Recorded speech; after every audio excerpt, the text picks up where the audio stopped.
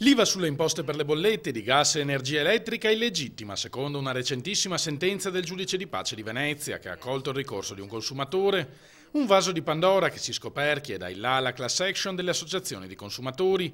Abbiamo già cominciato a distribuire moduli per presentare ricorso, informa Carlo Garoffolini di Adico. Per anni queste somme sono state versate ingiustamente dai cittadini e ora le compagnie le devono restituire. Sostanzialmente riguarda un po' tutti, torniamo indietro di 10 anni, quindi adesso dovremo cominciare a capire i calcoli e di che cifra si tratta, però certamente si parlerà anche di qualche migliaio di euro per una famiglia media.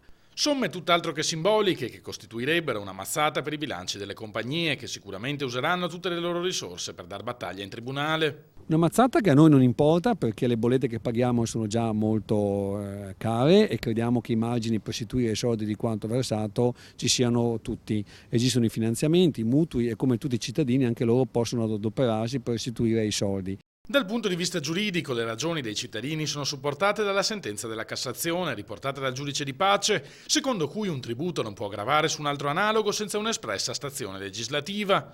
Difficile quindi che la giustizia dia loro torto, ma la burocrazia, come ha insegnato l'analoga vicenda della TIA, potrebbe comunque privarli per molto tempo di ciò che è loro di diritto. Una vicenda che speriamo non abbia l'epilogo della TIA in quanto lungaggini, perché ha durato 8-9 anni, ma che speriamo che possiamo subito metterci a regola.